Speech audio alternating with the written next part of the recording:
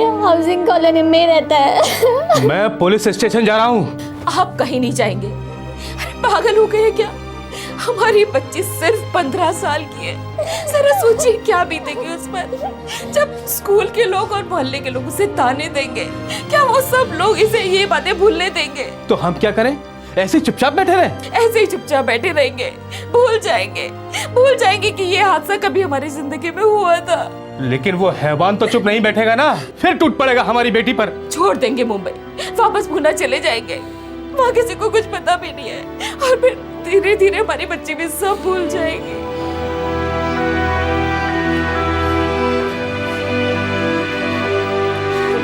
Kandivali waste, Mumbai, Maharashtra. एक school जाने वाली लड़की का बलात्कार होता है और आक्रामक उसी के मोहल्ले का एक बदमाश है। पर लड़की के माता पिता इस डर से पुलिस के पास नहीं जाते कि उनकी बेटी की आगे की जिंदगी बर्बाद हो जाएगी। काश उन्होंने ऐसा ना किया होता। अगर उन्होंने पुलिस के दरवाजे पर दस्तक दी होती तो वह दरिंदा आज 10 साल की जेल काट रहा होता। पर उनकी खामोशी उसकी विकृति के लिए प्रोत्साहन साबित हुई। इस रेपिस्ट ने अपनी घिनौनी हरकत दोहराई। एक और लड़की बनी उसकी वासना का शिकार। अक्टूबर 2011।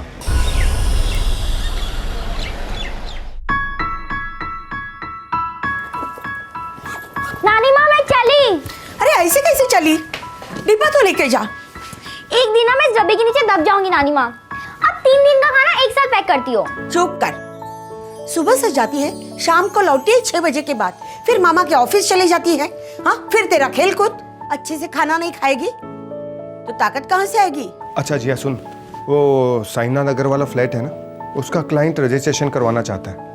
तो उसके पेपर्स भी रेडी करने फाइनल। स्कूल से लौटते ही कर दूंगी मामा, अभी बहुत लेट हो रहा है। बाय नानी, बाय मामा। Bye bye bye. कहीं नजर न लग जाए मेरी गुड़िया को। कितनी समझदार हो गई है ना। और बहुत तेज हो गई है आई। हर काम बिल्कुल टाइम पे करती है। देखना बहुत आगे जाएगी ये। बेचारी बिना माँ बाप की बच्ची। दीदी जीजू भले जल्दी चले गए हों, लेकिन हम हैं ना उसके। और वैसे भी जिया मेरी भांजी कम, छोटी बहन ज्यादा है। जिंदगी भर रक्षा करूंगा उसकी। मुझे पूरा भरोसा है तुझ पर।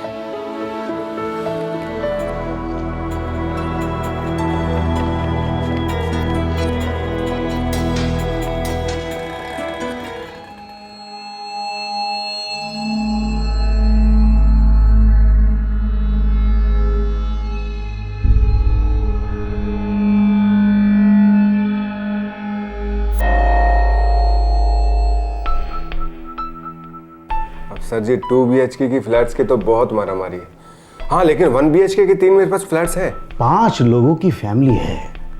अब बच्चे भी बड़े हो रहे हैं, हमें तो 2 BHK ही चाहिए। अभी फिलहाल तो मेरी नज़र में ऐसा नहीं है, लेकिन हाँ मुझे पता लगते ही मैं आपको फ़ोन ज़रूर करूँगा। आप ये मेरा कार्ड रखिए आप।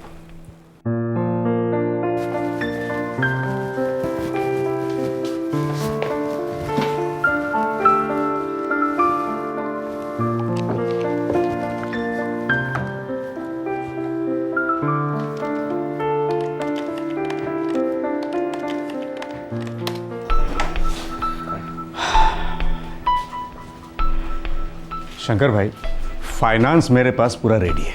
बस एक ढंग का घर मिल जाए तो ढंग कर दूंगा। अपनी चिंता मुझ पर छोड़ दीजिए, आपका दिल खुश कर दूंगा। हाँ नमस्ते जी। नमस्ते। अरे जिया तू कब आई तू? बस आधा घंटा हुआ मामा। ये साईनाथ नगर वाले फ्लैट के पेपर्स फुल एंड फाइनल 2 बार चेक किया। Very good Jiya, thank you. अच्छा चल ऐसा कर, ये पकड़ 500 रुपए और अपने लिए कुछ खरीद ले। चल। नहीं मामा, मुझे कुछ नहीं खरीदना। ड्रामा मत कर, पकड़। नहीं मामा, मुझे कुछ नहीं चाहिए। मैं तेरे थप्पड़ लगाऊंगा। ये नहीं चाहिए, वो नहीं चाहिए। देख मेरी बात सुन, ऑफिस का आधे से ज्यादा काम तू करती है नहीं करती? क्या मामा, ये भी कोई काम है क्या? अरे एक स्टेट एजेंट का आधे से ज्यादा काम तो ये पेपर वर्क होता है। अच्छा ठीक है, हम क्या करते हैं, इस महीने से तेरी सैलरी फिक्स कर देते हैं, ठीक है? तो ठीक है, मैं एक बड़ा सा लोन ले लेती हूँ। इतने साल आप लोग ने मेरी देखभाल जो की, धीरे धीरे सब चुका दूंगी। देख अब सच में तू लाफा खाएगी मुझसे। हाँ आप और नानी ना होते तो मेरा क्या होता? अगर तेरे मॉम डैड नहीं होते तो मेरा क्या होता हूँ? तुझे पता है दीदी मुझे माँ की तरह प्यार करती थी और तेरे पापा ने ये बिजनेस शुरू करने में मेरी मदद की, मेरी उंगली पकड़कर मुझे बिजनेस सिखाया। और मैं आपसे सीख रही हूँ। हाँ, तो फिर ये ड्रामा, ये नौटंकी मेरे सामने कर बंद, इसको रख अपने पास और हमेशा खुश रह। हाँ?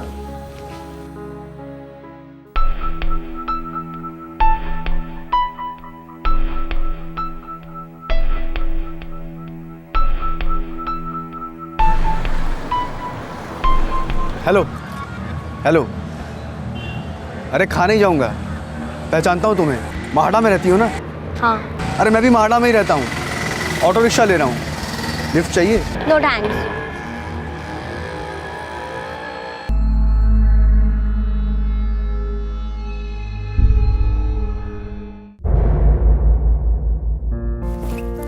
नानी माँ मैं चली। मैं फ्लाइंग किस दूंगी ना तो कहां से कहां उड़ जाएगी। रोज आधे से ज्यादा डब्बा वापस लेके आती है तू। क्योंकि मुझे डब्बा नहीं बना, हमारे घर में एक डब्बा काफी है। बदमाश। हाँ, मुझे मोटी कह रही है, अपनी नानी को मोटी कह रही है। हाँ, बस बस बस मस्का तेरा।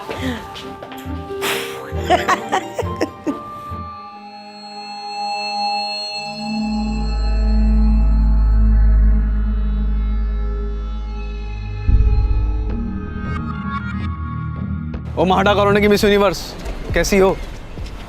ओ मिस यूनिवर्स, मुझे मालूम है तुम्हारा नाम जिया है, तुमसे कुछ कहना है। क्या है, जल्दी बोलो। मुझे तुम बहुत सेक्सी लगती हो, आई लव यू। मैं कुछ समझी नहीं। मुझे तुम बहुत सेक्सी लगती हो, आई लव यू।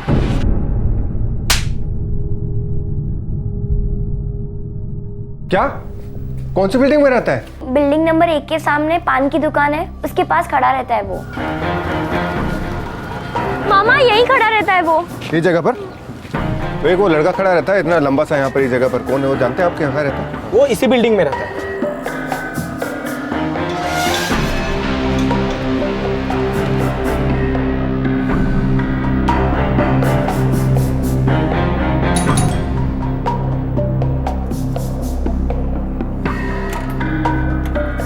कौन है आप?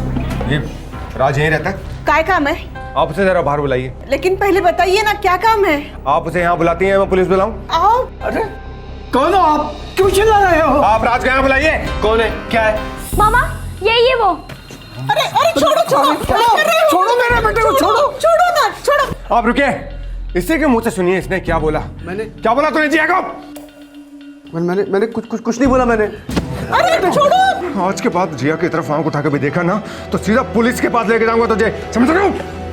देखो भाई साहब, आपको गलतफहमी हुई है, मेरा बेटा ऐसा नहीं है। मेरा बेटा ऐसा नहीं करता है। आपका बेटा पान की दुकान पर खड़ा रहता है और आती जाती लड़कियों को छेड़ता है, यहां तक कि बच्चों को भी नहीं छोड़ता है वो। ये करता है दिन रात आपका लाडला। सुनो, आज के बाद अगर जिया की तरफ देखा भी ना तो बहुत मारूंगा साले। आखिरी वार्निंग है मेरी, समझ तू? चल जिया। नालायक, न काम का न काज का, अब ये भद्दी हरकतें भी शुरू कर दी तूने। क्या बाबा, उसने बोल दिया और आपने मान लिया? अरे तेरे चेहरे से मालूम पड़ता था वो आदमी सच बोल रहा है। देखो बेटा, जवानी 4 पैसे कमाने के लिए होती है, इज्जत गंवाने के लिए नहीं। सुधर जा, नहीं तो निकल जा। उसने पुलिस की धमकी क्या दे दी? आपने दुम दबा दी। लेकिन देखना, मैं उसको सबक सिखा कर रहूंगा, छोड़ूंगा नहीं उसको। जिया के मामा को पुलिस की धमकी नहीं देनी चाहिए थी, बल्कि सीधे पुलिस को अपने साथ ले जाकर राज के दरवाजे पर दस्तक देनी चाहिए थी। राज के माता पिता को भी उसे आधी अधूरी चेतावनी देने की बजाय कुछ ठोस कदम उठाने चाहिए थे। उस दौरान राज का बर्ताव, राज की सोच दोनों दस्तक दे रहे थे कि उसकी वहशियत फिर से अपना सर उठा रही है। वो पहले भी एक बलात्कार कर चुका था जो पीड़ित लड़की और उसके माता पिता के अलावा और कोई नहीं जानता था, और इस बार किसी को भनक तक नहीं थी कि उसकी विकृति को नजरअंदाज करना कितना भारी साबित होने जा रहा था। हेलो, हाँ हाँ राम जी भाई, हाँ आपके हिस्से का चेक मैंने रेडी करके रखा है। हाँ, पूरे 1,55,000 का बेरियर चेक है, आप बैंक जाके कैश करवा सकते हैं। अरे नहीं नहीं, आपको आने की ज़रूरत नहीं है, वो जिया स्कूल जाते वक्त दे जाएगी आपको चेक। जी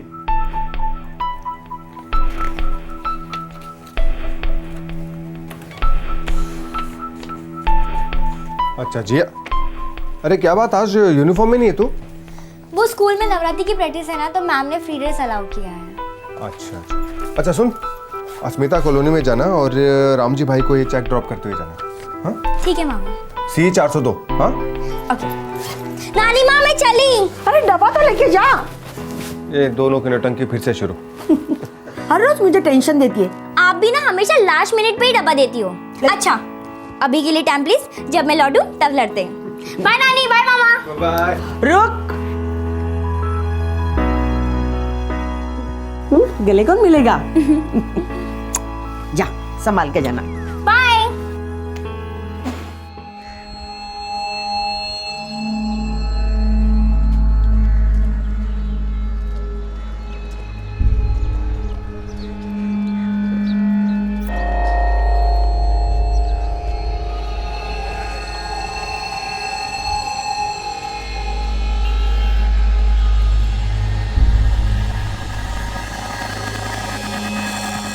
जिया,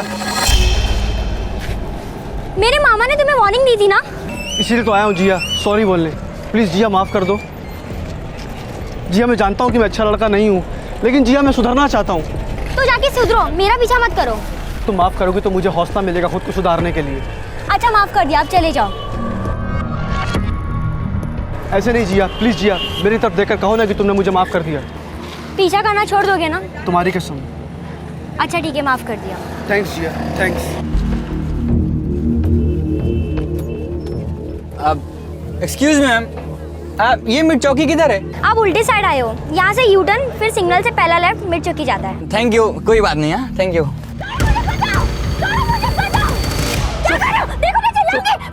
चुप, देखा तो तू चिल्लाएगी ना तो तेरी नानी का गला कटेगा और मामा का सर फूटेगा। क्या? हाँ, दोनों को मेरे पार्टनर ने उठा लिया है। एक फोन कॉल करूंगा ना, दोनों को मार डालेगा। क्या बकवास कर रहे हो? बकवास कर रहा हूँ? रुक, तेरे को भी मजा दिखाता हूँ। छोड़ दो मुझे। हाँ सलीम भाई, राज।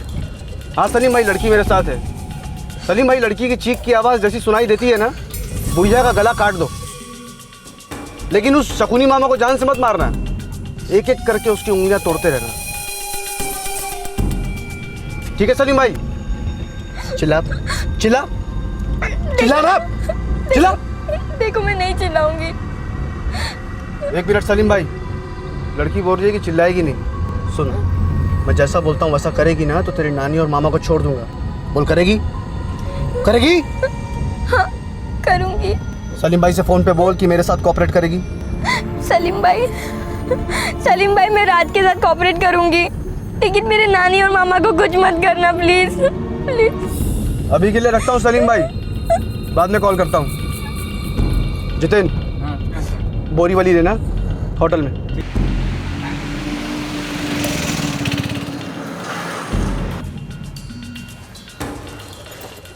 देख जिया, एकदम चुपचाप, एकदम नॉर्मल बनकर चलना।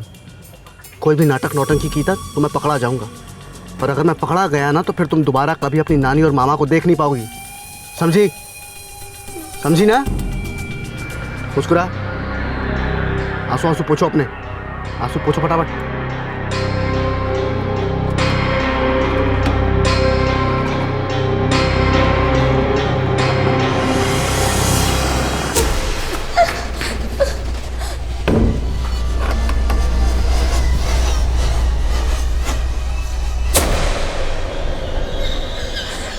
ये तुम मुझे कहाँ ले आए हो?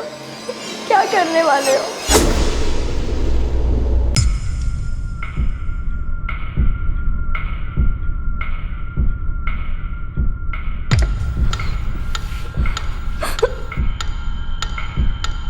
मैं जो भी करूँ ना, तुम्हें अपना मुंह बंद रखना है और अपनी नानी और मामा के बारे में सोचना है।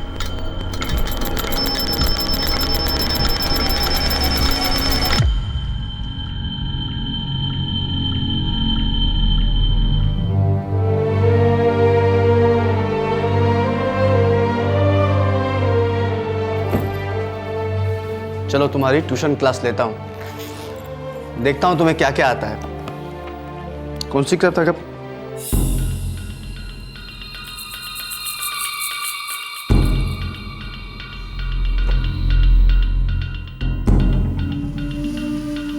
क्या बात है, इतना बड़ा बैरर चेक। लगता है अब हमारा 5 स्टार हनीमून होगा।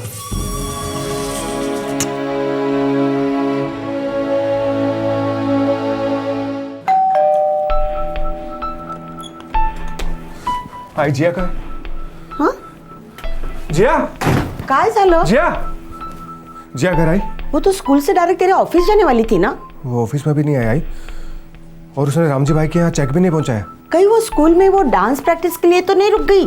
जिया ने चेक भी नहीं पहुंचाया और अकाउंट से पैसे भी निकाले जा चुके हैं, 1,55,000 रुपए। कहाँ गई होगी मेरी जिया? जिया के पास मोबाइल नहीं है सर। साथ नहीं ले गई? नहीं, दरअसल वो मोबाइल अपने पास रखती ही नहीं है। और बैंक से 1,55,000 विड्रॉ हो चुके हैं। जी सर। जिया ने इसके पहले ऐसा कभी किया नहीं है और स्कूल के पिकनिक के अलावा तो इतनी देर रात तक कभी घर के बाहर नहीं रहती। सुबह घर से कितने बजे निकली थी? रोज की तरह सुबह 8:30 बजे तो निकल गई थी। और स्कूल जाने से पहले वो रामजी भाई के यहाँ चेक ड्रॉप करने वाली थी, पर उसने ऐसा किया नहीं। जी सर। देखिए, जो भी हुआ है वो आपके और रामजी भाई के घर के बीच में हुआ है। सब क्या हुआ है मेरे जिया के साथ? पिछले कुछ दिनों कुछ अटपटा हुआ है क्या आप लोग के साथ? जी सर, इलाके का एक मवाली लड़का है राज। कल सुबह जब उसने जिया को छेड़ा तो कल शाम को मैंने उसके घर जाके उसे वार्निंग भी दी थी।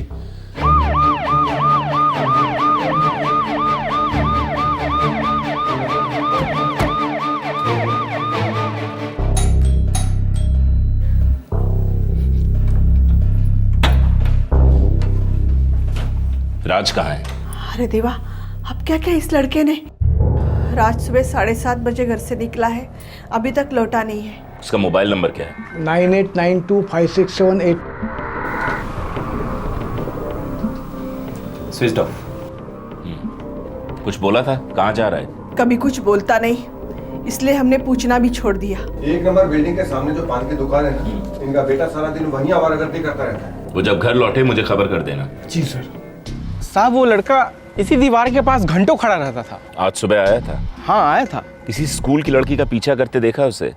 रोज इधर से गुजरती थी, जिया नाम है उसका, लेकिन आज वो स्कूल यूनिफॉर्म में नहीं थी। साहब इतना ध्यान नहीं दिया मैंने। मोबाइल फोन की क्या प्रोग्रेस है? अभी भी स्विच ऑफ है, ट्रैकिंग शुरू हो गई।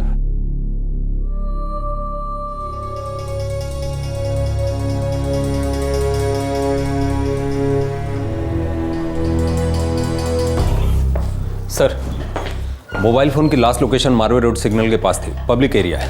ओके। ये राज अभी तक घर नहीं लौटा है। मैंने सिविल ड्रेस में एक कांस्टेबल उसकी बिल्डिंग के नीचे लगा दिया है। ये राज जरूर कुछ गड़बड़ करने पे तुला है। लड़की माइनर है, कुछ होने के पहले हमें कुछ करना पड़ेगा। सर, जिया के मामा का जिस बैंक में अकाउंट है, जहाँ से पैसे विड्रॉ हुए, उसके मैनेजर से मेरी बात हुई। कोई लीड मिली? हाँ सर, उनके बैंक में सीसीटीवी कैमराज है। वो लोग कल सुबह फुटेज लेके आ रहे हैं।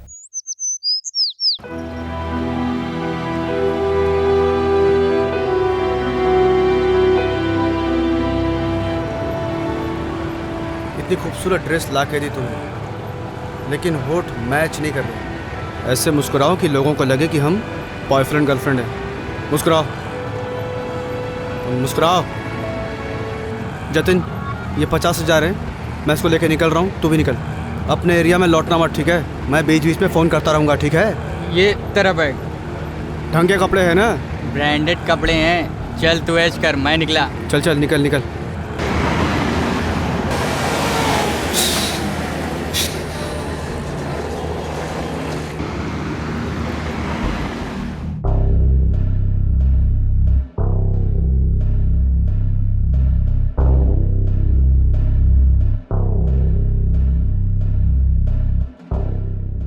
सर रुकिए, सर 1 मिनट सर, रुकिए सर। टोकन नंबर 17, यही वो लड़का सर। नहीं नहीं, ये राज नहीं है। उसका कोई जोड़ीदार हो सकता है। सर, ये राज जरूर इन्वॉल्व है। कल रात भर से घर नहीं लौटा और सेल स्विच ऑफ है, कंटिन्यूअस। चेक दीजिए। इस चेक पे जिसने भी कमलेश करके साइन किया है, उसका नाम कुछ भी हो सकता है, लेकिन कमलेश नहीं हो सकता। हो सकता है राज के माँ बाप को इस नकली कमलेश की असलियत पता हो। नहीं, हम इस लड़के को नहीं पहचानते। राज का कोई और दोस्त है जो इसे जानता हो? राज का कौन दोस्त है, कौन दुश्मन, हमें कुछ पता नहीं इंस्पेक्टर साहब। जब 10वीं फेल हुआ तब से स्कूल जाना उसने छोड़ दिया। उसके बाद उसने... 1 मिनट, मुझे यहाँ आपके बेटे राज की लाइफ स्टोरी सुनने में कोई इंटरेस्ट नहीं है। एक 15 साल की बच्ची की जिंदगी दांव पे लगी हुई है और मुझे पूरा शक है कि आपका बेटा राज ही उसे उठा के ले गया है। अगर आप दोनों मुझसे कुछ छुपा रहे हैं तो इतना समझ लीजिए, हालत खस्ता कर दूंगा आप दोनों की भी। और कितनी हालत खस्ता कर देंगे इंस्पेक्टर साहब? कौन से माँ बाप को अच्छा लगेगा कि उनका इकलौता बेटा इतनी घिनौनी हरकत पर उतर आए? हेलो, हाँ ठेव सर। 10 मिनट के लिए राज का फोन स्विच ऑन हुआ था। लोकेशन रोमिंग है पुणे के आसपास। पुणे में आपका कोई है? पुणे में हमारा कोई नहीं है सर, वो थाने के किसी नंबर से बात कर रहा था। एग्जैक्ट लोकेशन अभी मिली नहीं है। रास्ते में मिल जाएगी।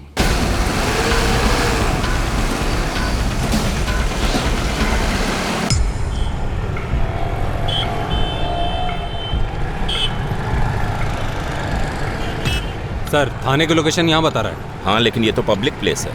नचा रहा है। लड़का हम लोगों के साथ खेल खेल रहा है। आग से खेल रहा है वो।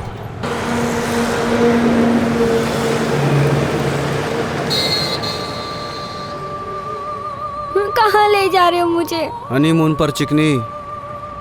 अब तो मेरी नानी और मामू को छोड़ दो प्लीज। जब मेरा दिल तुझसे भर जाएगा ना, तब तेरी नानी और मामू का पिंजरा खुल जाएगा। वो कहाँ है? किस हाल में? अरे एकदम फर्स्ट क्लास हालत में, तेरे जैसे।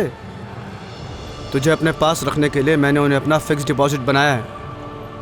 सुन, तू ना बस मुझे खुश रख और मैं उन्हें खुश रखूँगा। हाँ? भाई, अब रोने से क्या होगा? पुलिस पूरी कोशिश कर रही है ना। भगवान मेरी ही बच्ची के साथ इतने जुल्म क्यों करवा रहा है? एक तो बचपन में ही उसके माँ बाप छीन ले एक्सीडेंट में। सारी गलती मेरी है।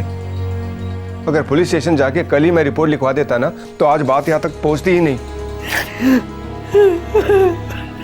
राज माँ आपसे पहले एक बलात्कार जैसा संगीन जुर्म करके बच निकला था और इस बार वो एक और टीनेज लड़की को अपने जाल में फंसा चुका था। एक तरफ वो जिया को टॉर्चर कर रहा था और दूसरी तरफ वो लगातार पुलिस को चकमा दे रहा था। एक शातिर क्रिमिनल की तरह वो अपना सेल फोन सिर्फ जरूरत पड़ने पर ऑन करता था और उसका दोस्त लगातार उसे खबर से अपडेट दे रहा था। और राज जिया को लेकर बार बार अपनी लोकेशन बदलता जा रहा था। तकदीर बदलते वक्त नहीं लगता। पुलिस उस एक मौके की तलाश में थी जहां वो उसकी असली लोकेशन पता कर सके और बहुत जल्द वो मौका आया।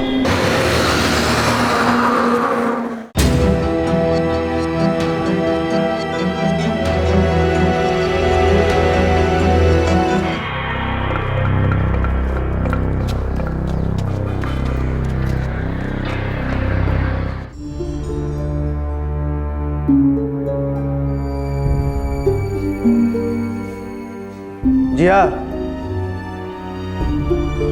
नानी और मामा को आखिरी बार गोवा से ही बाय बाय बोलोगी?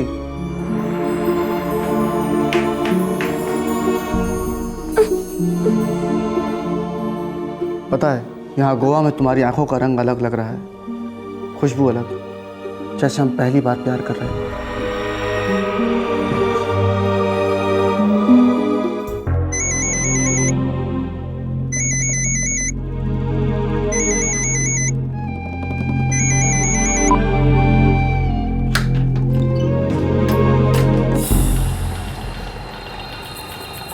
हेलो, हाँ राज, अब बोल। अभी मैं पब्लिक एरिया में हूँ, बिल्कुल सेफ हूँ। बस यार ऐसे ही हालचाल पूछने के लिए फ़ोन किया था। सब ठीक है, तू सुना? अब गोवा से पक गया हूँ यार। वैसे नानी और मामा कैसे हैं? तो उनकी देखभाल ठीक से कर रहा है ना? मुझे उनसे एक बार बात करनी है। अभी तेरा गोवा में रहने का कब तक का प्लान है? बस 1 घंटे में निकल रहा हूँ यहाँ से। अच्छा सुन, वैसे यहाँ कोई टेंशन नहीं है, फिर भी हो सके तो थोड़ा टाइम और दूर रहे, ठीक है? हाँ, पैसे हैं अभी मेरे पास, 1 आध महीना तो आराम से निकल जाएगा। अच्छा सुन, मैं बाद में बात करता हूँ, चल।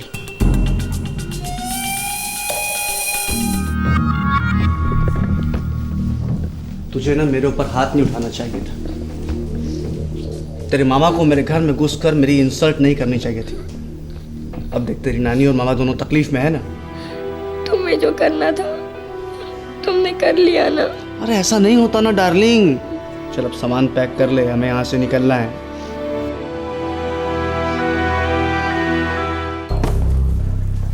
सर, राज का फोन आधे घंटे पहले स्विच ऑन दिखा रहा था। कॉल लोकेशन गोवा थी। कोई छोटा सा होटल है अंजुना बीच के पास। हमें फौरन निकलना चाहिए। लेकिन सर जब तक हम गोवा पहुंचेंगे वो शायद वहां से निकल चुका होगा। शायद नहीं, वो जरूर निकलेगा और इसी भागा दौड़ी में वो फिसलेगा और हमसे टकराएगा अपनी शामत से।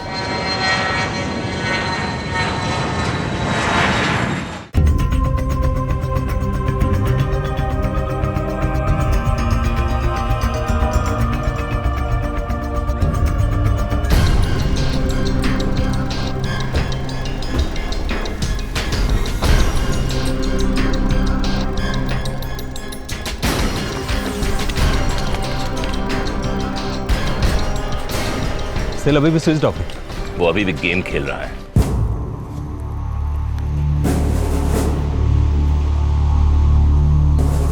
ये दोनों यहाँ रुके थे सर। लड़की एकदम नॉर्मल थी, स्ट्रेस या टेंशन में नहीं लग रही थी जैसा आप बता रहे हैं। जिया, एकदम नॉर्मल बिहेव करना, हंसो, मुस्कुराओ, आंखें चमकाओ, नहीं तो नानी और मामा की आंखें कभी नहीं खुलेंगी। हंसो हंसो। चलो आप। Welcome sir, welcome ma'am. Charges क्या रूम के? 1000 rupees direct. Your name sir? Swapnil Kiran. Have a good day sir. Have a good day ma'am. Thanks a lot. First right. Sir frankly speaking मुझे एक सेकंड के लिए भी नहीं लगा कि वो लड़का उसको अपने साथ जबरदस्ती रख रहा है। लेकिन ये लड़की किडनैप हुई है। इसकी उम्र सिर्फ 15 साल है। गढ़वी, गोवा की पुलिस से कोऑर्डिनेट करो। ये फोटोग्राफ्स गोवा के हर पुलिस स्टेशन में भिजवा दो। Yes sir. ये बात समझ में नहीं आ रही है। ये राज जिया को हर पब्लिक प्लेस में घुमा रहा है, वो भी खुलेआम। फिर भी वो चिल्लाकर किसी से मदद क्यों नहीं मांग रही है?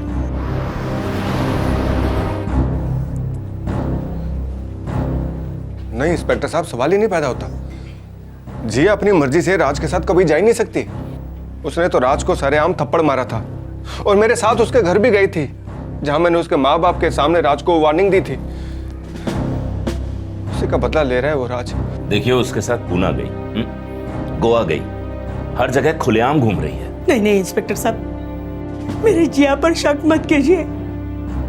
वो ऐसी लड़की नहीं है।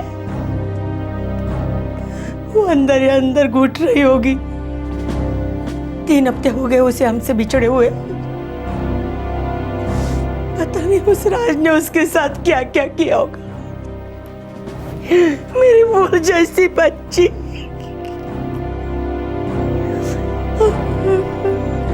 सभी कोशिशों के बाद भी राज और जिया तक पुलिस नहीं पहुंच पा रही थी। कई बार वो काफी करीब थी, लेकिन राज एक क्रिमिनल मास्टरमाइंड की तरह उन्हें चकमा दे रहा था।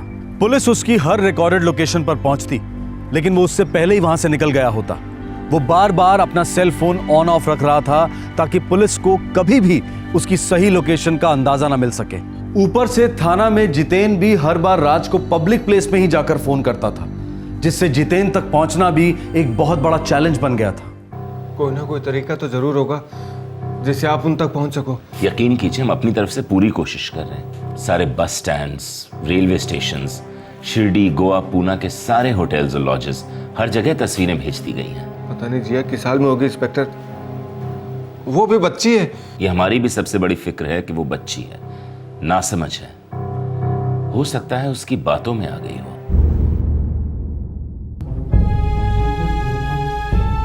आई, पुलिस को कभी कभी लगता है कि उस आदमी ने जिया को जीत लिया, इसलिए तो हमें छोड़कर भाग गई। बिल्कुल नहीं। जरूर हमारी बच्ची किसी बड़ी मुसीबत में होगी। वो आदमी उसके साथ कोई चाल चल रहा होगा, उसे कुछ खिलाया पिलाया होगा। अरे 15 साल की बच्ची ऐसा नहीं कर सकती। पर आई, उसके पास 1,55,000 रुपए का बिहेवियर चेक था। चुप कर शंकर, जिया के बारे में ऐसा बिल्कुल मत सोचना। अगर ऐसा ही सोचोगे ना तो ऐसी ही उल्टी सीधी बातें दिमाग में आती रहेगी। निकाल दे इन ख्यालों को दिमाग से। बस ये सोचो कैसे बचाए हम हमारी बच्ची को, कैसे उसे घर लाएंगे।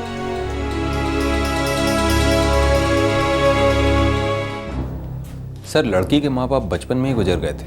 लड़की अपने मामा और नानी के रहम पर थी। पता नहीं वो लोग लड़की के साथ कैसा बिहेव कर रहे थे। हो सकता है लड़की खुद इस घुटन से निकलना चाहती हो। लेकिन गार्डवी, अगर लड़की अपनी मर्जी से गई होती तो राज का इस तरीके से लोकेशन बदलते रहना, कुछ तो गड़बड़ है। लेकिन सर हम लोग डेड एंड पे पहुंच चुके हैं। अरे कोई ना कोई रास्ता जरूर निकलेगा। फिर कर क्या सकते हैं सर? देखो, यह आदमी एक पैटर्न में लोकेशन बदल रहा है। Pune Shirdi Goa, again Pune Shirdi Goa. Last location Shirdi थी, मुझे पक्का शक है अगली लोकेशन गोवा होगी, और इस बार हम उससे पहले उस लोकेशन पे पहुंचेंगे। जिया का अपहरण अक्टूबर 2011 में हुआ था। पूरे 1 महीने तक राज उस बच्ची को मामा और नानी को मार डालने की धमकी देकर उसके साथ हर किस्म की जबरदस्ती करता रहा, लगातार बलात्कार करता रहा। साथ ही साथ राज पुलिस के साथ लुका छिपी के खेल को एक अलग ही लेवल पर ले गया। आखिरकार राज फिसला। एक मौके ने पुलिस के दरवाजे पर हल्की सी दस्तक दी और पुलिस टूट पड़ी। सर, आपका डाउट सही निकला। राज का फोन स्विच ऑन था। वो शिरडी और गोवा के बीच है। गोवा, यही हमारा मौका है।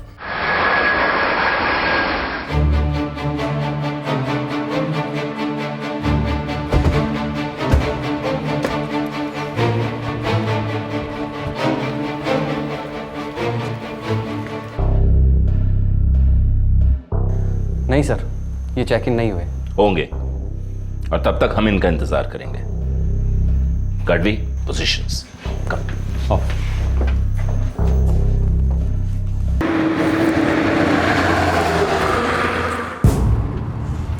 राज, ये टॉर्चर और कब तक चलेगा?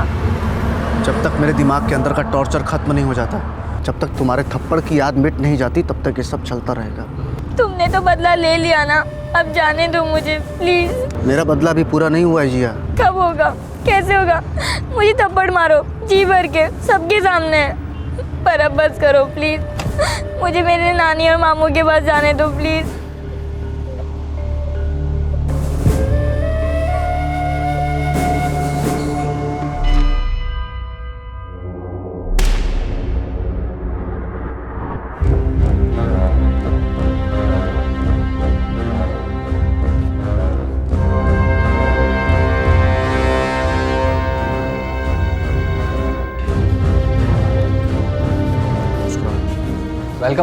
Welcome back to Goa sir. Swapnil Kiran, Mumbai Andheri.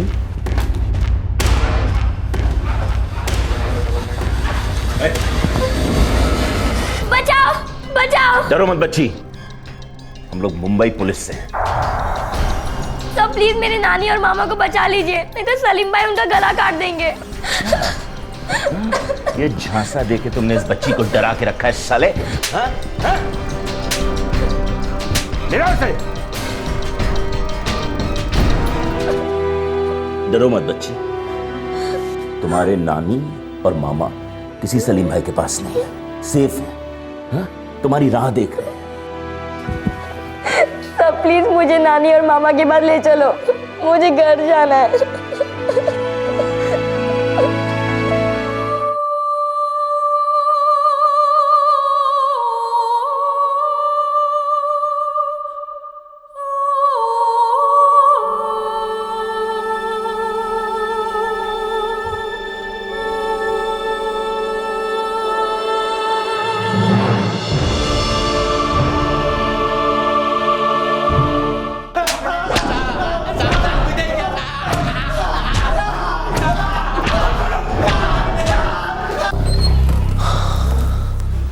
Sir, बहुत कूटा साले को, तब जाके मुंह खोला।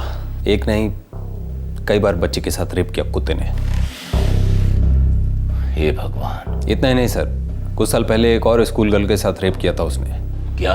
हाँ सर, पिटते पिटते सब उगल गया।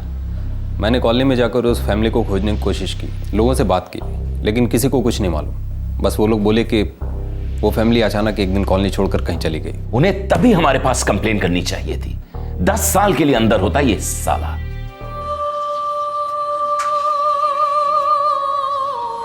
बहुत डिप्रेस रहती है, काफी कम बोलती है, अपनी नानी से भी नहीं खुलती, रोती तो बिल्कुल नहीं, पूरी ब्लैंक हो गई।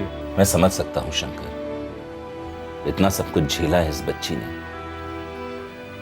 देखो, इसके काउंसलिंग के सेशंस शुरू करवा दो जल्दी से जल्दी। ऐसी हालत में इसे जितना प्यार, जितना विश्वास मिले वही अच्छा है। इसे ये महसूस नहीं होना चाहिए कि इस सारे मामले में इसकी कोई गलती रही है। इसे मजबूत बनाओ शंकर। मैं अपनी तरफ से पूरी कोशिश करूंगा कि जिया आप अपनी जिंदगी को फिर से गले लगाए, फिर से मुस्कुराए।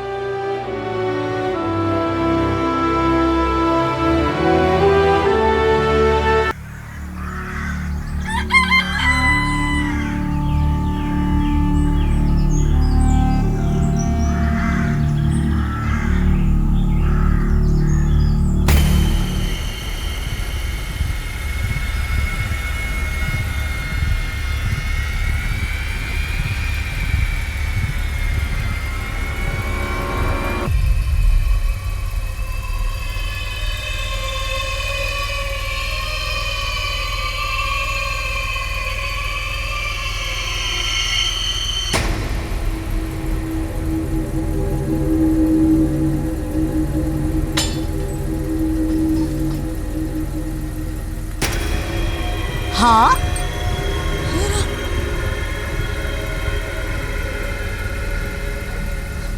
राजू के बापू। अरे ओ राजू के बापू। सवेर होते होता है राजक बापू राजक बापू का बोला। अरे सुनो, ये हमरा आंगन में कौन गाड़ी खड़ी करके गया है? अरे एक हमरा आंगन ही मिला था क्या गाड़ी खड़ी करने के लिए?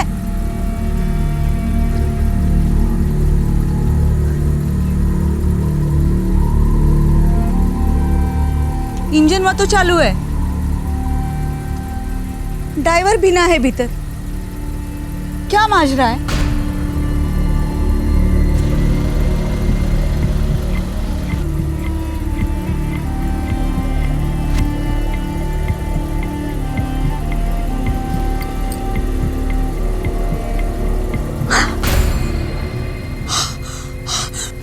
राजू के बापू, अरे अंदर से बहुत है बदबू आ रही है। जरूर कुछ गड़बड़ है।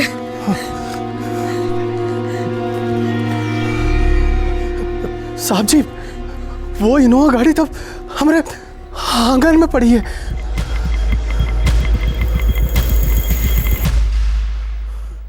अट्ठाईस सितंबर 2011 जौनपुर उत्तर प्रदेश में एक मुंबई रजिस्ट्रेशन वाली कार एक गांव वाले के आंगन में अचानक से प्रकट होती है। गाड़ी का इंजन ऑन है, एसी ऑन है और गाड़ी के अंदर से भयंकर बू आ रही है। क्या था उस गाड़ी के अंदर और कहां से आई थी ये गाड़ी? एक आदमी था जो इन दोनों सवालों के जवाब जानता था और वो था चरण, वही गांव वाला जिसके आंगन में ये गाड़ी पाई गई थी।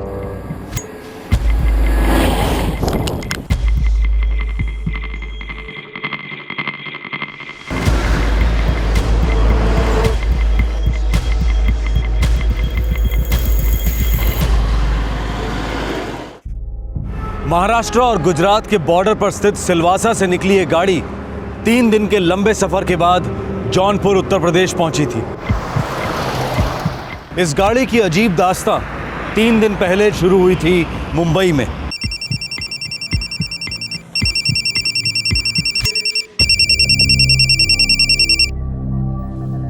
हेलो मनोज जी। हाँ जी, बोल रहा हूँ। मैं गीता। गीता? हाँ, सीमा की जेठानी जी। कैसे याद किया आपने? मनोज जी, मैं हमारे मुलुंड वाले फ्लैट से बात कर रही हूँ। क्या बात है गीता जी, आप थोड़ी परेशान से लग रही हैं। वो आपकी बहन सीमा। क्या हुआ सीमा को? एक्सीडेंट हो गया है सीमा का। एक्सीडेंट? कहाँ पर? सीरियस तो नहीं है ना? उतना तो मुझे नहीं पता, बस अभी थोड़ी देर पहले मेरे पति विशाल का फोन आया था, सिलवासा में हुआ है। पर मुझे किसी ने फोन क्यों नहीं किया? विवेक कहाँ है? देवर जी सीमा के साथ ही हैं। अच्छा, मैं उन्हीं को फोन करता हूँ।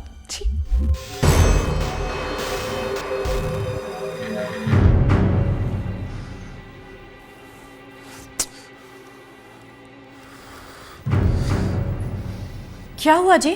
हमारी सीमा का एक्सीडेंट हो गया। क्या? कब? कहाँ? और विवेक कहाँ है? सिलवासा में। सीमा की जेठानी गीता का फोन आया था, विवेक भी उसी के साथ है। फोन ट्राई कीजिए।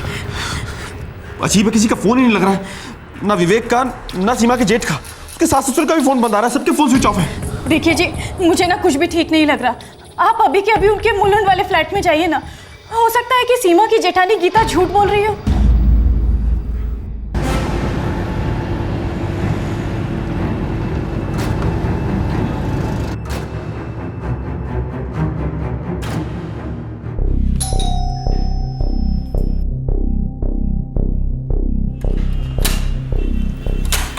मनोज जी आप? गीता जी, किसी का फोन नहीं लग रहा है, सबके फोन स्विच ऑफ। आखिर मामला क्या है? मुझे भी नहीं पता मनोज जी, बस मेरे पति विशाल ने मुझे फोन किया तो मैंने तुरंत आपको कॉल कर दिया।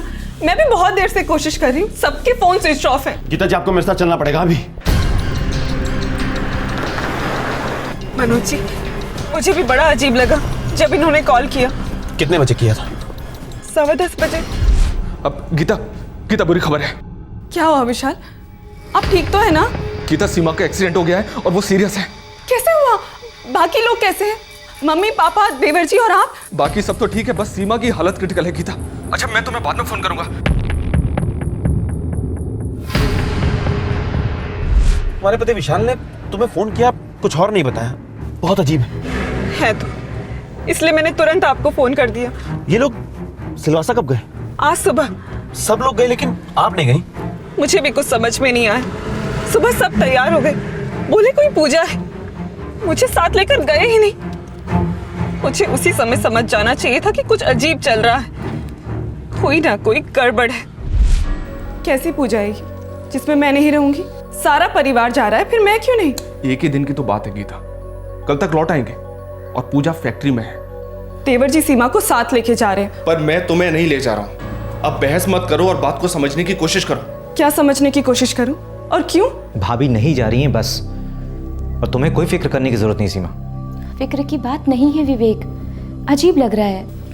ऐसा नहीं कि गीता भाभी हमारे साथ आना नहीं चाहती, वो जेजी उन्हें हमारे साथ आने नहीं दे रहे। अरे सीमा, लेकिन मैं तो तुम्हें अपने साथ ले जा रहा हूं ना, इससे ज्यादा तुम्हें कुछ सोचने की जरूरत नहीं, समझी? देखो टाइम बहुत हो गया, हमें निकलना चाहिए।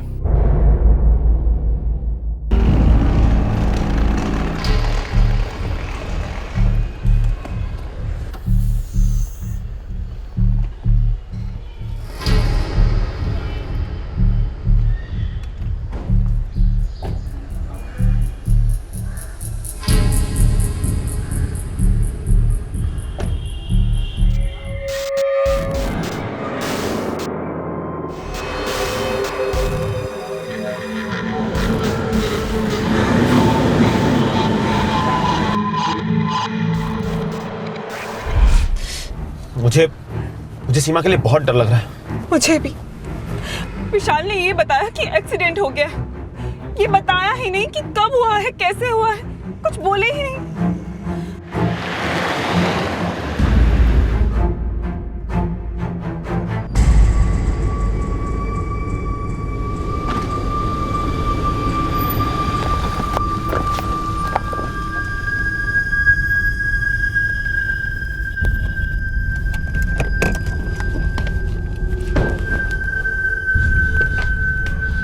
यहाँ तो ताला लगा है, मुझे तो ये एक्सीडेंट वाली बात ही झूठी लगती है। अब क्या करें? सीमा आपकी छोटी बहन है? जी हाँ। और आप जेठानी हैं सीमा की? जी सर, सीमा के ससुर की यहाँ सिलवासा में फैक्ट्री है, वीके बेल्टिंग के नाम से। मशीनरी की बेल्ट्स बनाते हैं। सर, नाम सुना हुआ है, ये सिलवासा इंडस्ट्रियल एस्टेट में है। जी हाँ, वही।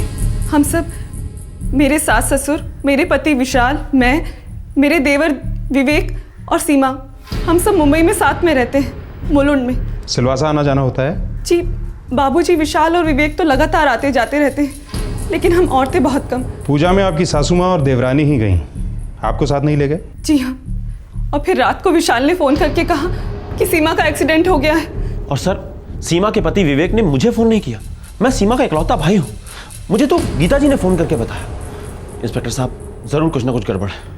हाईवे पेट्रोल के साथ चेक करो एक्सीडेंट केसेस के लिए, सारे हॉस्पिटल्स चेक करो और आज के केसेस पे ध्यान दो। Yes sir. सर, ये सीमा की तस्वीर है।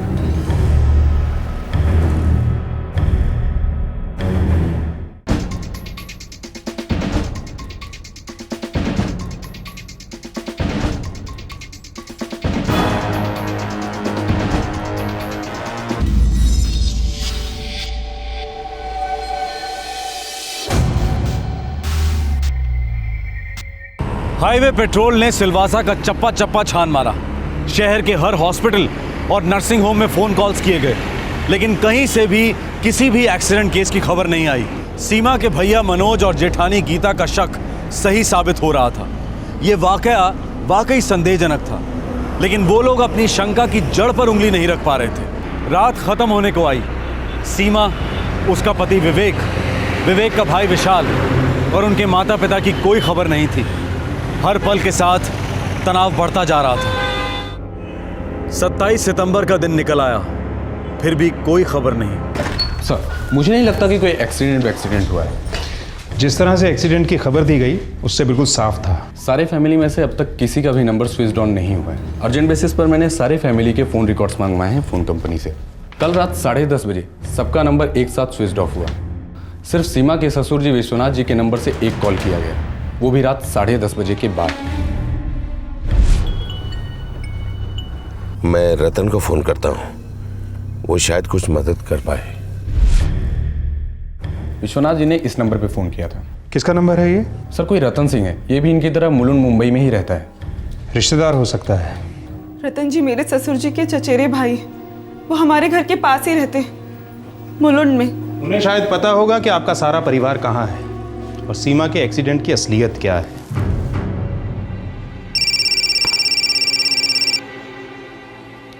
हेलो, रतन सिंह जी? हाँ जी, बोल रहा हूँ। आपके चचेरे भाई विश्वनाथ सिंह ने कल रात 11:30 बजे आपको फ़ोन किया था। विश्वनाथ ने? नहीं किया था, पर बात क्या है? आप कौन बोल रहे हैं? मैं सिलवासा से पुलिस इंस्पेक्टर अधिकारी बोल रहा हूँ। और आप झूठ बोल रहे हैं, लेकिन सच निकलवाना हमारा पेशा है।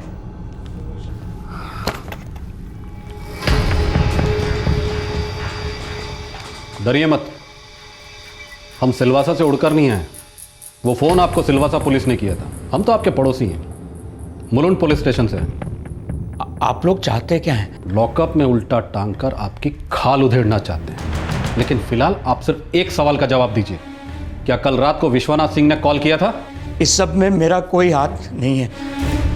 हाँ, विश्वनाथ भाई साहब ने मुझे फ़ोन किया था।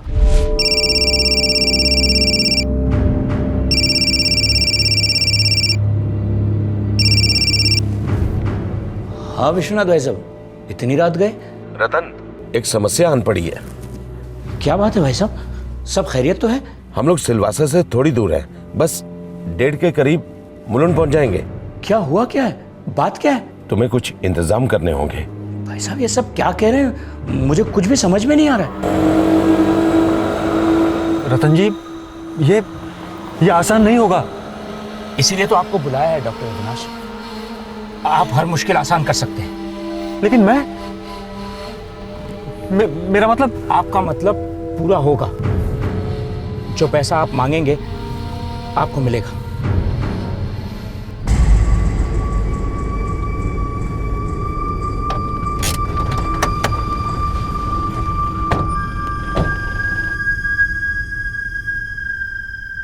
सबके मोबाइल ऑफ हैं? हाँ बाबूजी। अब से सबके मोबाइल ऑफ रहेंगे, कोई स्विच ऑन नहीं करेगा।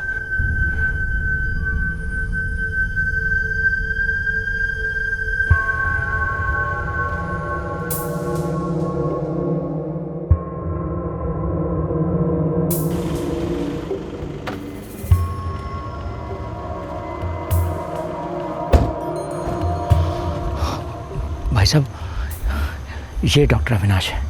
देखिए, रतन जी ने मुझे सब कुछ समझा दिया है, लेकिन मुझे लगता है ये मेरे लिए बहुत मुश्किल होगा। 25 लाख से कुछ आसानी होगी? पैसों का सवाल नहीं है विश्वनाथ जी, मुझे एक बार देखने दीजिए। आइए आइए।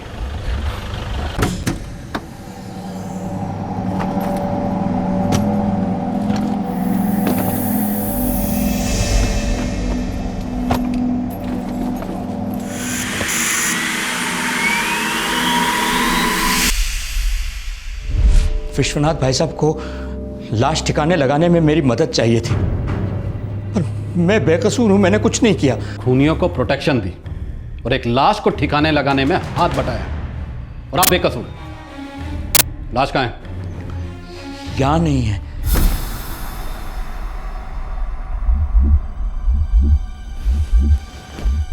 आप सब लोग पागल हो चुके हो, मैं इसमें आपकी कोई हेल्प नहीं कर सकता। डॉक्टर साहब, हम इसे लेकर आपके हॉस्पिटल आ जाते हैं, आप एक्सीडेंट का सर्टिफिकेट बना दीजिए। रतन जी, आप पूरी तरह से सटिया चुके हो। हॉस्पिटल मेरे बाप की जागीर नहीं है।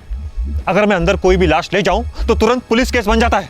और ये साफ साफ पता चल रहा है कि इस औरत का गला घोटकर आप लोगों ने मर्डर किया है। अगर ये एक्सीडेंट केस है तो मैं डॉक्टरी छोड़ दूंगा। 35 लाख? रतन जी, ये क्या बदतमीजी है? चलिए 40 लाख। 15 मिनट में अगर मुझे आपने हॉस्पिटल नहीं छोड़ा तो मैं यहां से सीधे पुलिस स्टेशन जाऊंगा। And I mean it.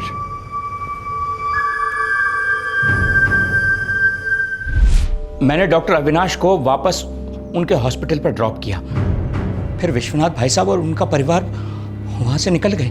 कहाँ के लिए? वो पता नहीं सर। अरेस्ट करो इसे। और वो डॉक्टर अविनाश, जब वो जानता था कि मर्डर हुआ है तो चुप क्यों बैठा? हमें इन्फॉर्म क्यों नहीं किया? उसे भी हिरासत में लो।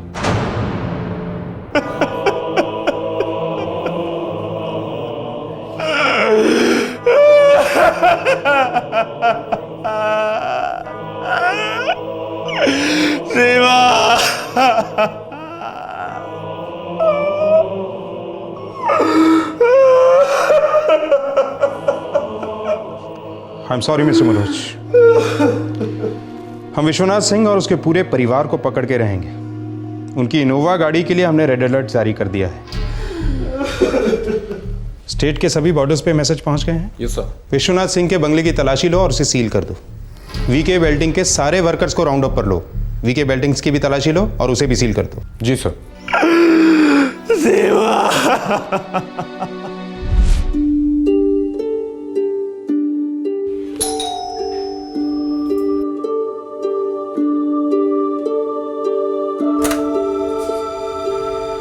नमस्कार लीला जी।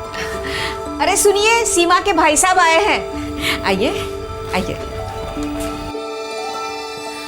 अरे भाई मनोज, तुम हमेशा ये तोहफे क्यों ले आते हो? क्यों शर्मिंदा करते हो? नहीं नहीं विश्वनाथ जी, ऐसी कोई बात नहीं है। आप लोगों ने मेरी बहन को इतना प्यार दिया है, उसके आगे तो कुछ भी नहीं है। अब आप भाई बहन बैठकर जी भर के बातें करो। मुझे काम पे निकलना है, मुझे देर हो रही है। नमस्कार। वाह भैया, आपकी चॉइस हमेशा से ही टॉप की होती है। भाई किसका है? जीजा साहब कहाँ है? आजकल आपके जीजा साहब को पहलवानी का शौक चढ़ा है, जिम गए हैं। Very good. सीमा, सब ठीक है ना? तो खुश तो है? हाँ भैया, खुश हूँ। पर हर बार आप मुझे ये सवाल क्यों पूछते हो? क्योंकि मेरे लिए तेरी खुशी सबसे ज्यादा मायने रखती है। जानती हूँ। अरे हाँ भैया, आप वो इंडियन ऑयल पेट्रोल पंप की एनओसी ले आए? मैं साइन कर देती हूँ, ताकि आप उस पेट्रोल पंप के साथ जो करना चाहते हैं कर सकते हैं। पापा गुजरने से पहले जो करना था करके गए। उन्होंने मुझे साफ साफ कहा था कि इंडियन ऑयल पेट्रोल पंप सीमा का ही रहेगा। मेरे लिए उन्होंने दूसरा पेट्रोल पंप और कपड़े की दुकान छोड़ी है ना। भैया, मुझे हर बार इस सब्जेक्ट पर बहसबाजी नहीं करनी है। मुझे वो पेट्रोल पंप नहीं चाहिए।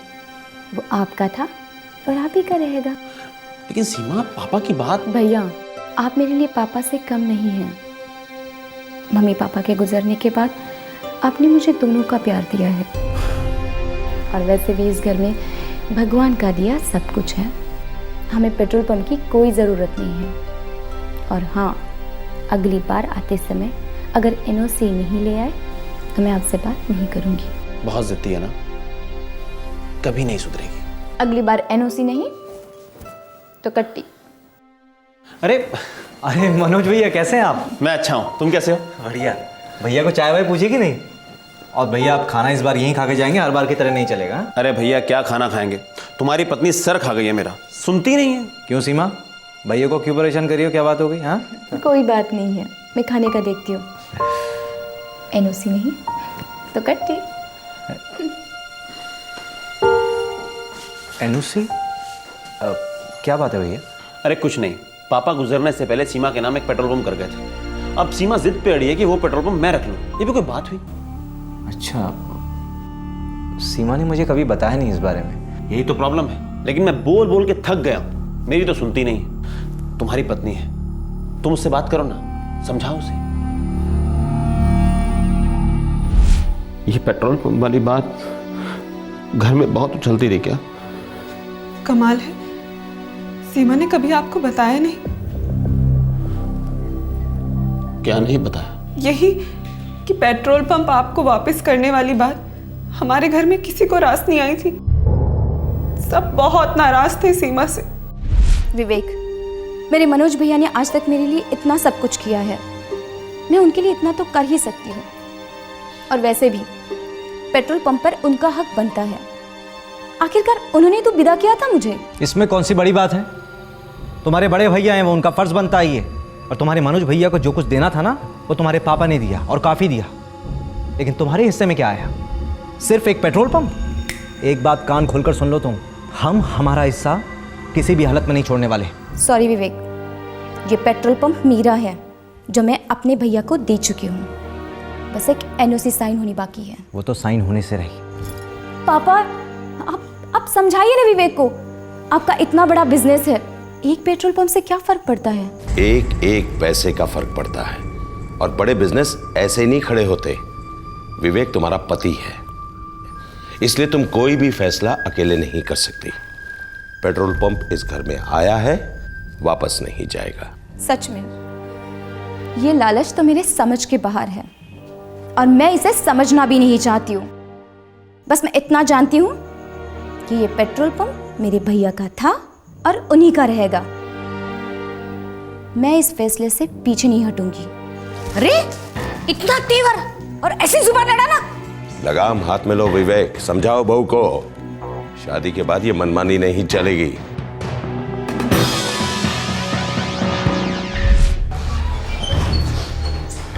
काफ़ी पूछताछ की है मिस्टर मनोज, लेकिन अभी तक सिर्फ एक ही जानकारी मिल पाई है। क्या इंस्पेक्टर? फैक्ट्री का मैनेजर और रतन दोनों ने ये कहा है कि विश्वनाथ सिंह और उसकी फैमिली यूपी जौनपुर से बिलोंग करती है। हो सकता है वो लोग जौनपुर की तरफ ही गए हों। और सेलफोन अभी तक स्विच ऑफ है, और हमने वो सारे रास्ते ट्रैक कर लिए हैं जहाँ से वो जौनपुर पहुँच सकते हैं। दरअसल मेरे पिताजी भी जौनपुर के ही थे, लेकिन अब हमारा वहाँ कोई नहीं। ससुर जी के कई रिश्तेदार हैं जौनपुर में, पर सब बहुत दूर के। किसी का नाम जुबान पे नहीं आ रहा। विश्वनाथ के सारे फ़ोन कॉल के रिकॉर्ड स्कैन करो, देखो कोई जौनपुर का नंबर मिलता है क्या। यस सर, और जौनपुर पुलिस को भी इन्फॉर्म कर देते। पता नहीं लाश के साथ क्या किया होगा इन लोगों ने।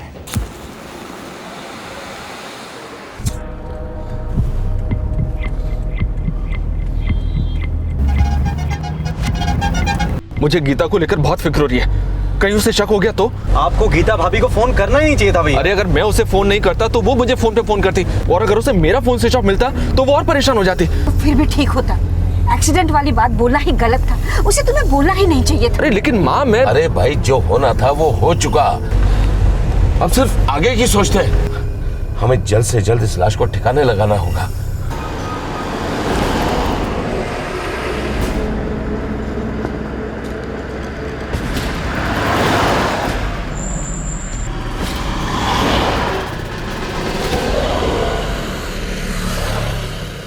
सीमा की लाश 4 राज्यों और उनके कई शहरों से गुजरी। सीमा की लाश को विश्वनाथ सिंह और उसके परिवार ने गाड़ी में छुपा कर रखा था, सबकी नजरों से दूर। लेकिन कब तक लाशें छुपाए नहीं छुपती। भैया स्प्रे थोड़ा और कीजिए, बू बर्दाश्त नहीं हो रही है, इतना काफी नहीं होगा। लगता है स्प्रे खत्म हो गया है, हमें कहीं रुककर एक और खरीदना चाहिए। ऐसे करो, तुम थोड़ा ऐसे और बढ़ाओ। अब एक काम करो, खिड़की खोल लेते हैं। भैया खिड़की कैसे खोल सकते हैं? खिड़की खोलने से सारा स्प्रे हवा हो जाएगा। अरे खिड़की खोली तो बदबू भी फैलेगी और टोल नाके पे तुरंत पकड़े जाएंगे।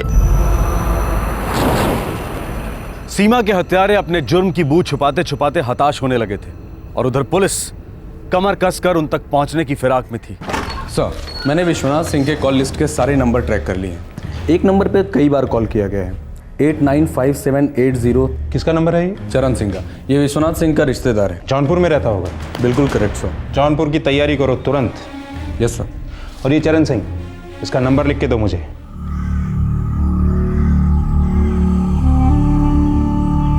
अपने ही मनवा के राम करे सो। अरे ओ राजू के बापू, अरे अरे सुनो तो, आपके लिए फोन है। पुलिस वाले आपसे बात करना चाहते हैं। पुलिस वाले हमसे क्या बात करना चाह रहे हैं? कहते कहीं सिलवासा बिलवासा से बोल रहा है। सिलवासा? खुद ही बोले जा रहे। हेलो, सिलवासा पुलिस स्टेशन से इंस्पेक्टर अधिकारी बोल रहा हूँ। क्या बात है साहब जी? मुंबई के विश्वनाथ सिंह क्या लगते हैं आपके? वो तो हमारे मामी के बहन के लड़के हैं। पिछले 2 दिनों में फ़ोन पर बात हुई उनसे? जी नहीं, लेकिन साहब सब ठीक है ना? गंगा मैया की कसम खा के कहते हैं साहब जी, हमको कुछ नहीं मालूम है। जी जी साहब जी। टीम रेडी है। बनारस की पहली फ्लाइट रात 8 बजे है। टिकट्स बुक हो चुके हैं। वहाँ से जौनपुर बाई रोड 3.5 घंटे का रास्ता है। कल की सुबह हम चरण सिंह के घर पर होंगे। देखिए, हमें मजबूत शक है कि विश्वनाथ सिंह अपनी फैमिली के साथ जौनपुर में ही है। छुपने के लिए और कोई जगह नहीं है उनके पास। इंस्पेक्टर साहब, मैं भी आपके साथ चलूंगा। अगर आप यहीं रह के इंतजार करेंगे तो बेहतर होगा। हम आपकी बहन के कातिलों को साथ लेकर ही आएंगे। तब तक हो सके तो आप अपने आप को संभालिए।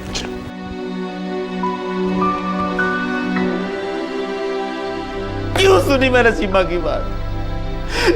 मुझे उसकी बात सुननी ही नहीं चाहिए थी।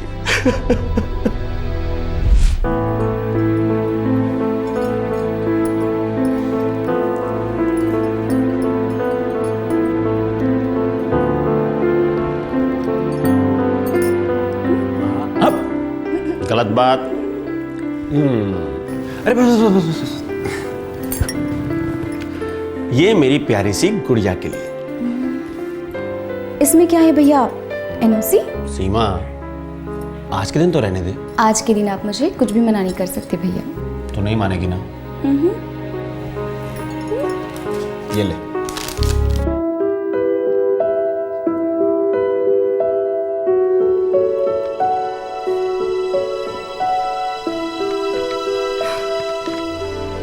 आज मेरा दिल हल्का हो गया है भैया। पर मेरा भारी हो गया। ये गलत है सीमा। मेरे पास सब कुछ है, किसी चीज की कमी नहीं। इस एक पेट्रोल पंप से मुझे कोई फर्क नहीं पड़ता। पर इसे आपको लौटाने से मुझे बहुत फर्क पड़ता है भैया। शायद आप नहीं समझ पाएंगे। वो दुखी थी और मैं उसका दर्द ही नहीं समझ पाया। अरे इन सालों को पेट्रोल पंप की इतनी भूख थी तो कम से कम एक बार मुझसे ही कह देते, मैं वहीं के वहीं उनके नाम कर देता। मनोज जी, मुझे मालूम था कि पेट्रोल पंप को लेकर घर में बहुत बातें चल रही, लेकिन मैं सच कहती हूँ, मुझे भनक भी नहीं थी कि ये सब सोचा जा रहा है। बात इस हद तक पहुंच जाएगी। मुझे इस फैक्ट्री की पूजा वाली बात पर तो पहले से शक था, पर समझ में नहीं आया कि क्या करूं। आज तक इस सिलवासा की फैक्ट्री में उन्होंने कभी कोई पूजा नहीं कराई। ऊपर से मुझे साथ लेकर जा ही नहीं रहे थे। मैं भी कितनी बड़ी बेवकूफ थी, चुप क्यों बैठी रही? आपको पहले फोन कर दिया होता तो सीमा की जान तो बच जाती।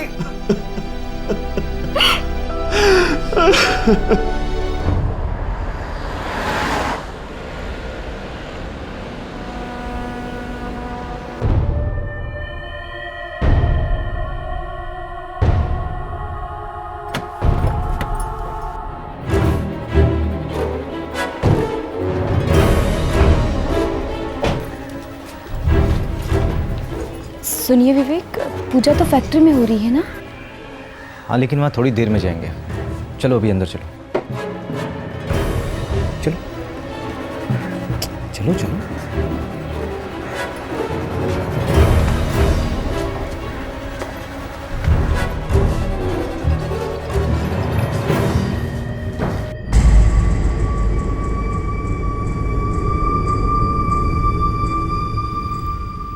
ये क्या हो रहा है विवेक? पहले तुम बताओ कि ये हो क्या रहा है। एनओसी दे दी भैया को?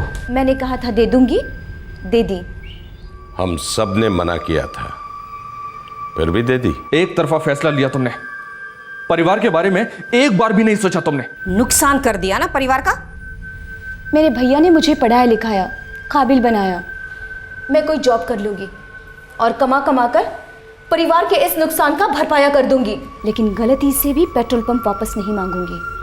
गलती तो हमसे हुई है जो हमने तुम्हें बहू बनाया। तुमने जो कुछ भी किया सीमा, बहुत गलत किया। विवेक,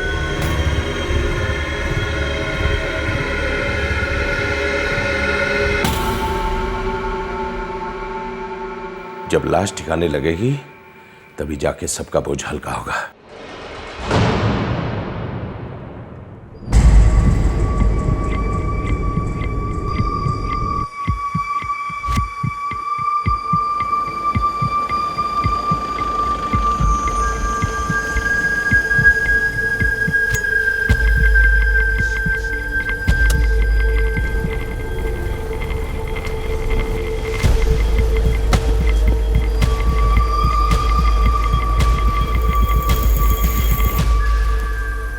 इंजन स्टार्ट रखना, एसी भी ऑन रहेगा। इससे पहले कि बदबू हवा में फैले हम लोग हवा हो जाते हैं, ठीक है?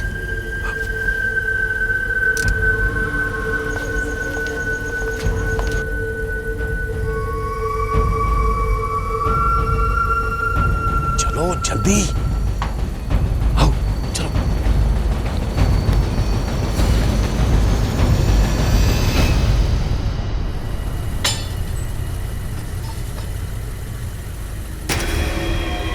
हाँ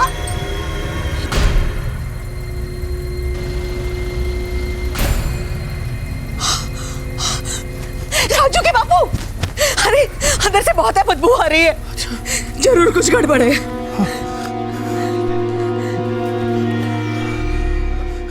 साहब जी, वो इनोवा गाड़ी तो हमारे आंगन में पड़ी है।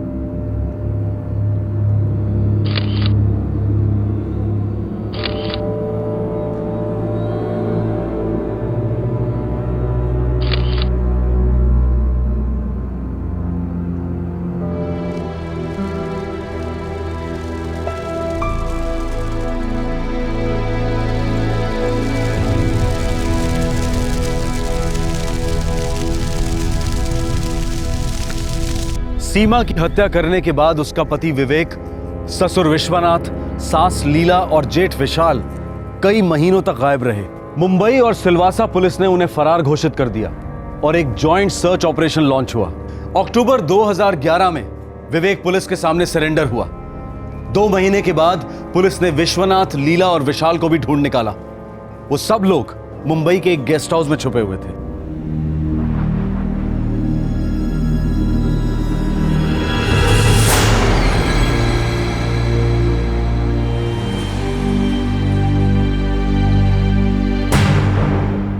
पुलिस इस वक्त इस केस की चार्जशीट तैयार कर रही है और उम्मीद है कि ये केस जल्द से जल्द कोर्ट में पेश होगा। इस केस का एक और पहलू भी है जिसे दर्शकों को दिखाना हमने उचित नहीं समझा, इसलिए उसे फिल्माया नहीं गया। सीमा और विवेक का एक 1.5 साल का बच्चा है।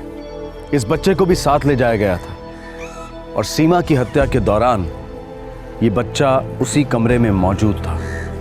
क्या कहें ऐसे दरिंदों का, लालच की खुशबू ने इनके अंदर की सारी इंसानियत को बेहोश कर दिया था।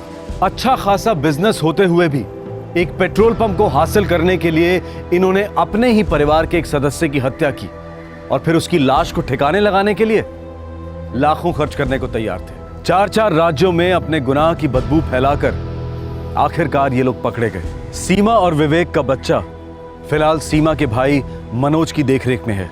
आज का यह केस लालच की दास्तां है, एक ऐसा लालच जो इंसान के अंदर भूत बनकर हैवानियत को दस्तक देता है और हैवानियत जन्म देती है जुर्म को। आपसे फिर मुलाकात होगी, तब तक अपना ख्याल रखें, सुरक्षित रहें। जय हिंद। इस तरह के और भी एपिसोड देखने के लिए हमारे चैनल को सब्सक्राइब करें और बेल आइकन दबाना ना भूलें।